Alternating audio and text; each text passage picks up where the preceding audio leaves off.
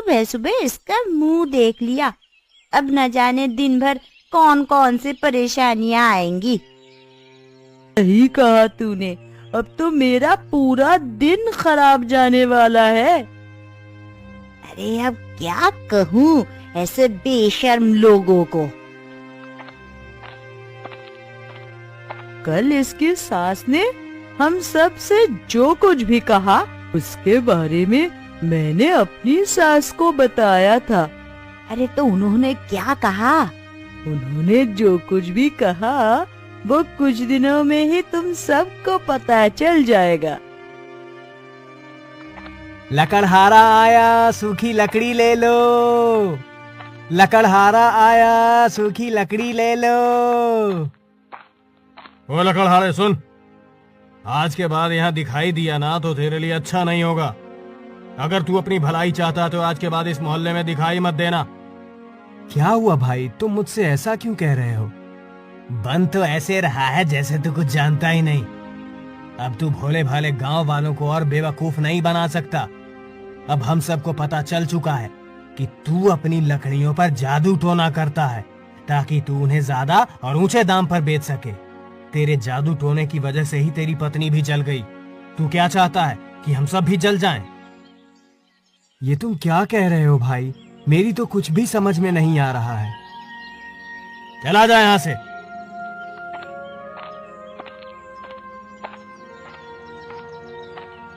आज गांव के लोगों को न जाने क्या हो गया है, कैसी अजीब बातें कर रहे हैं।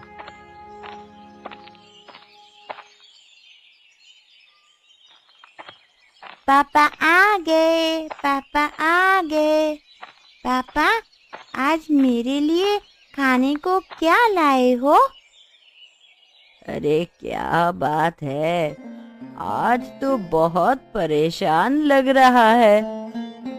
ना जाने आज गांव के लोगों को क्या हो गया है, वो अजीब बातें करने लगे हैं।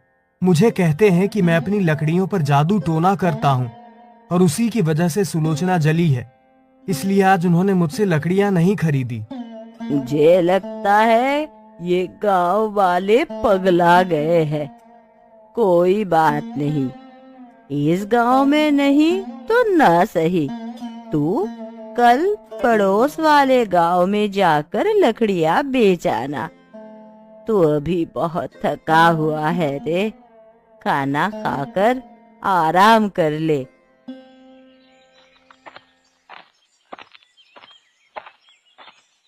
मैं तेरा वहां चौराहे पर इंतजार कर रहा हूँ और तू यहाँ सिर पर हाथ रखकर बैठा है। क्या हुआ, जंगल नहीं चलना क्या? नहीं विनोद भाई, मुझे जंगल नहीं जाना। क्या बात है, तू कल भी जंगल नहीं गया था? तबीयत पानी तो ठीक है ना? तबीयत पानी तो सब ठीक है, तू खुद देख ले, पूरे आंगन में लकड़ियों के बोझे रखे हुए हैं। न जाने क्यों मुझसे कोई भी लकड़ी खरीदने को तैयार ही नहीं है। लोगों को लगता है कि मैं लकड़ियां बेचने के लिए जादू टोना करता हूँ। मुझे लगता है तेरे खिलाफ किसी ने बहुत बड़ी साजिश रची है। लगता तो मुझे भी ऐसा ही है, लेकिन मेरी किसी से कोई दुश्मनी नहीं है। तो फिर वो कौन है जो मेरे साथ ऐसा कर रहा है?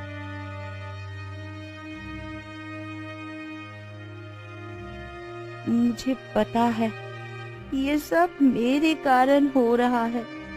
मैं जब तक यहाँ रहूंगी तब तक ऐसा ही होता रहेगा, इसलिए अब मुझे इस घर से जाना होगा। आज मेरा मन लंगड़ी खेलने का नहीं है। नव्या हमारे साथ नहीं खेलती तो मेरा कुछ भी खेलने का मन नहीं करता।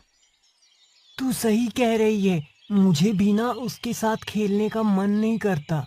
तो फिर अब हम क्या करें? आज हम दोनों तालाब में नहाने चलते हैं। हाँ चलते हैं। अब मैं यहाँ से कहीं दूर चली जाऊंगी, फिर कभी लौट कर नहीं आऊंगी। अरे ऐसा लगता है जैसे तालाब में कोई डूब रहा है। कन्नू, नीलम। अरे ना जाने आज ये दोनों बच्चे कहाँ चले गए। तुम अपने बच्चे को ढूंढ रही हो क्या? हाँ मुनिया ताई, जाने आज वो दोनों कहाँ चले गए। थोड़ी देर पहले मैंने उन दोनों को तालाब के ओर जाते हुए देखा था।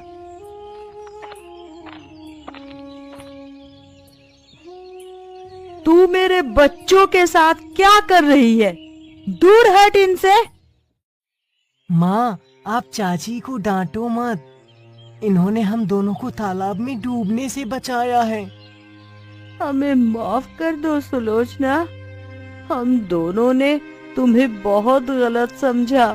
तुम्हारा चेहरा जल जाने की वजह से हम दोनों ने तुम्हारी बहुत बेइज्जती की, तुम्हारे साथ गलत व्यवहार किया, लेकिन फिर भी तुमने हम दोनों की बच्चों की जान बचाई। हम दोनों ही अपने बातों और अपने किए से बहुत शर्मिंदा है। मैं अब ये समझ गई हूँ कि चेहरे चाहे जैसे भी हो, लेकिन मन हमेशा अच्छा होना चाहिए। हमने पहले भी तुम्हारा चेहरा ही देखा था और अभी भी तुम्हारा चेहरा ही देख रहे थे। जलने से पहले सुंदर चेहरा और जलने के बाद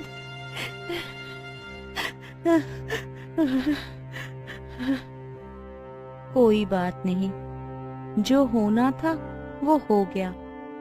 अब मैं अपनी ये शक्ल लेकर इस गांव से दूर जा रही हूँ।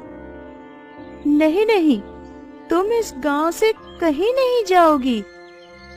मुझे मत रोको, मुझे यहाँ से जाने दो। मेरी वजह से अब मेरे पति से कोई भी लकड़ियाँ नहीं खरीदता। उल्टा लोग उन पर इल्जाम लगाते हैं कि वो लकड़ी बेचने के लिए जादू टोना करते हैं। मेरी वजह से वो बहुत परेशान रहते हैं। मैं अब और उन्हें परेशान नहीं कर सकती। वो सब तुम्हारे वजह से नहीं, बल्कि मेरी, कोमल और संध्या की वजह से परेशान हो रहा है। तुम लोग ने जो मेरे साथ किया उसके लिए तो मैं तुम्हें माफ कर दूंगी, लेकिन मेरे पति के साथ जो कुछ भी किया उसकी माफी तुम उन्हीं से मांगो।